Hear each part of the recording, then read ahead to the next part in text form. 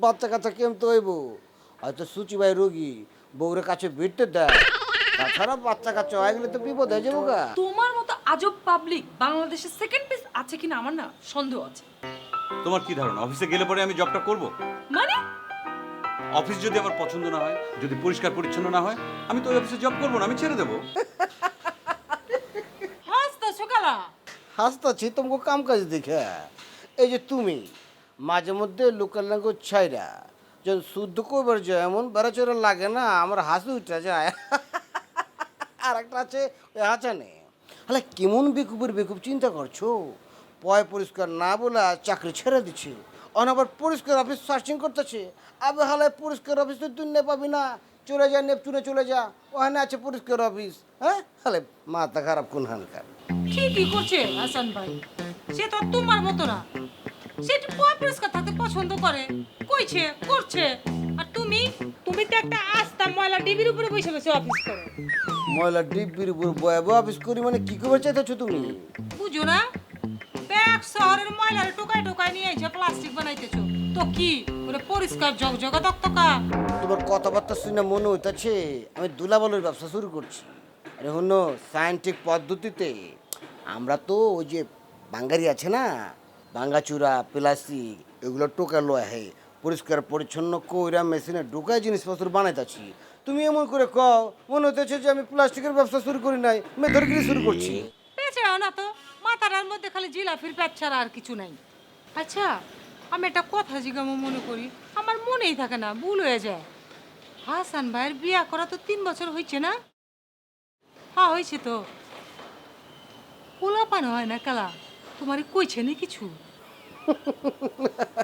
বাচ্চা কাচ্চা কেমতে হইব? হয়তো সুচিবাই রোগী বউরের কাছে ভিড়তে দেয়। তাছাড়া বাচ্চা কাচ্চা হয়ে গেলে তো বিপদ হয়ে যাবো গা। বাচ্চা কাচ্চা ওর কাপড় চোপড় নষ্ট করলে হয়তো আত্মহত্যা করবো, বোঝো না? আমার জ্বালা, এটা কি কথা কইতেছো তুমি? তোমারে কইছে? আরে না, একটু মজা করছি। আমার সাথে বিতলামি করা ছাড়া তোমার আর কোনো আমার আঁকা শেষ। আল্লাহ ওর আম্মু জেনে আয় পড়ছে।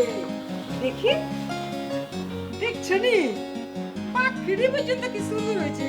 আম্মা জান, এই পাখিগুলো যে ওইটা কমে যায়, এই সূর্য দিকে যেতেছি নাকি? সূর্যের দিকে না, খাল পাড়ি দিতেছে। খুব সুন্দর খুব সুন্দর। তাহলে আমার শেষ? না মা, অঙ্ক হয়েছে না, কি করবে সেটা? না মা, এখন আর করতে ইচ্ছে করছে না। তুমি যাও না।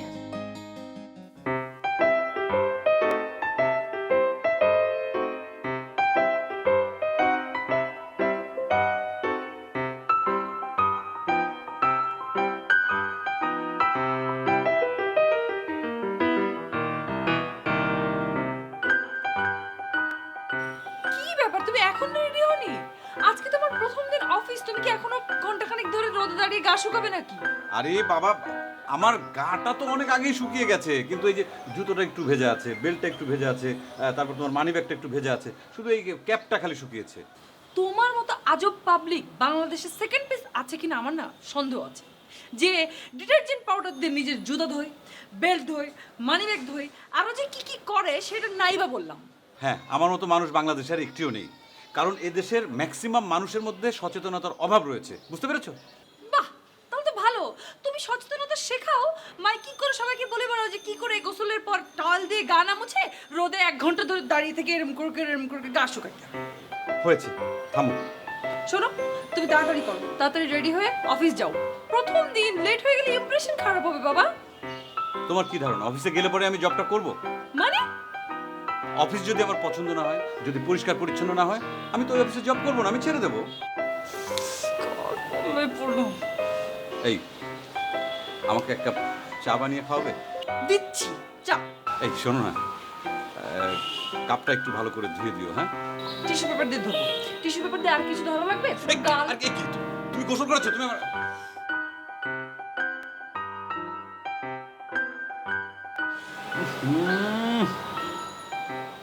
আবার নিশ্চয়ই ম্যান হোলের ঢাকনাটা চুরি হয়েছে। এত দুর্গন্ধ, মানে কারো কোনো নজর নেই, একটা ময়লা আবর্জনার গন্ধ আসছে, মানে কবে যে ওই ম্যান হোলের মধ্যে কে পড়বে, একটা অ্যাক্সিডেন্ট ঘটবে।